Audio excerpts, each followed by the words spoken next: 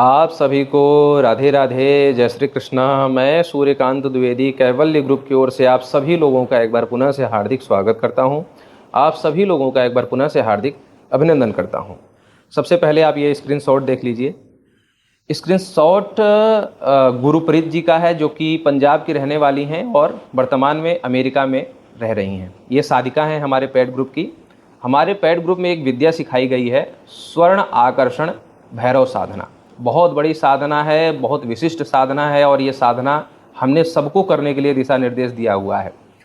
तो सबसे पहले गलती तो इन्होंने ये करी कि इन्होंने बिना अनुमति लिए, हमने कहा है कि साधना दी हुई है तो आप लोग एक बार मैसेज करके अनुमति जरूर ले लें कि आप कौन सी साधना कर रहे हैं, कम से कम हमारे दिमाग में तो रहे। तो साधना बिना पूछे इन्होंने किया।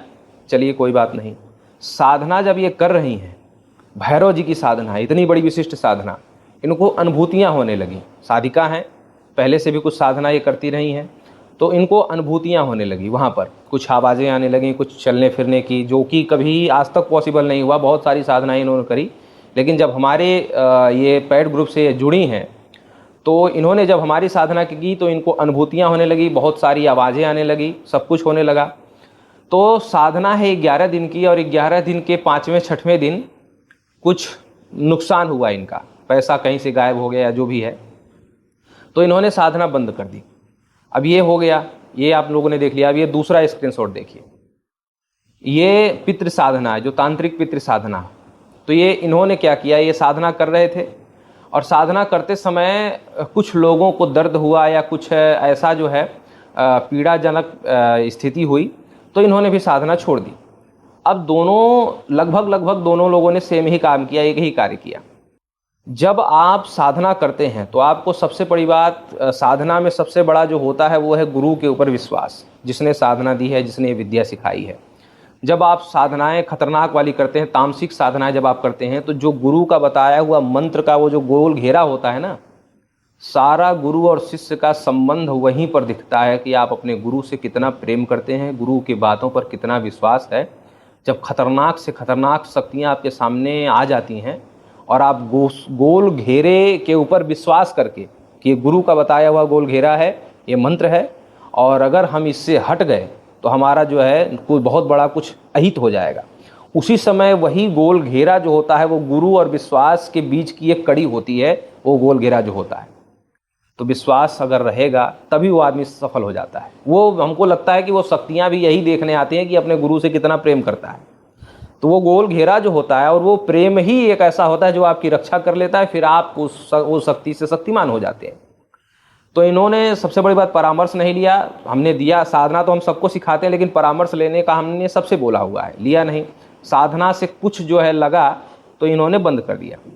हमने पहले भी ग्रुप में भी मैसेज किया हुआ, आप जो लोग ग्रुप से जुड़े हैं वो लोग जानते होंगे कि जब आप साधना करते हैं तो आप कमर कस लीजिए या सर पे कह सकते हैं कफन बांध लीजिए कोई भी साधना करने से पहले, कि अगर ये साधना की शक्तियां हमसे आकर्षित होंगी तो हमारी परीक्षा जरूर होगी।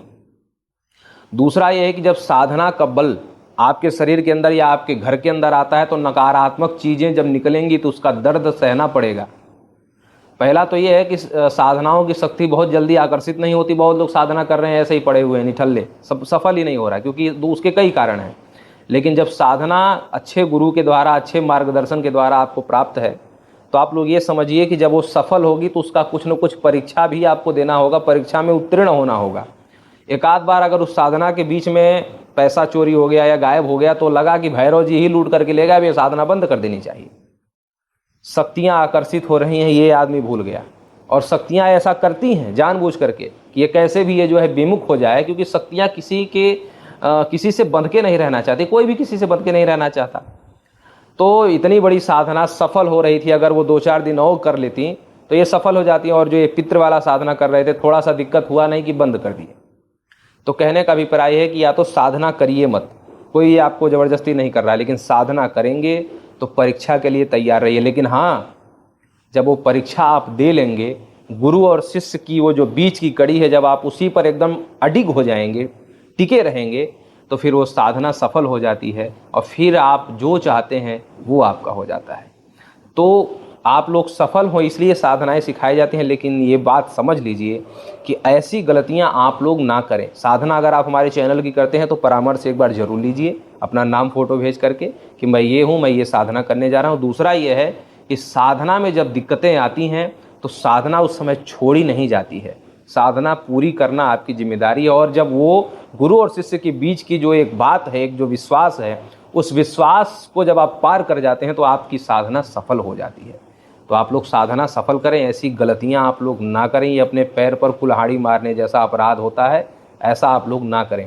और दूसरा ये है कि जब साधना असफल हो जाती है तो कहीं ना कहीं उन शक्तियों को आप लोगों ने आकर्षित तो किया ही है, फिर वो शक्तियाँ कहीं ना कहीं परेशान भी करने लग जाती हैं कभी कभी, किसी को, हर किसी को नहीं, लेकिन किसी किसी को जो है निर्बल समझ के शक्तियाँ परेशान भी करती हैं। इसलिए जो है ज़्यादा से ज़्यादा सात्विक साधनाएं करिए और साधना पूर्ण करिए, उसको सफल करिए। सफल जब हो जाती है, 11 दिन 21 दिन जो भी साधना रहती है, जब वो सफल हो जाती है तो फिर जो है आप जो चाहते हैं उस साधना के माध्यम से प्राप्त कर सकते हैं। फिर मिलूँगा।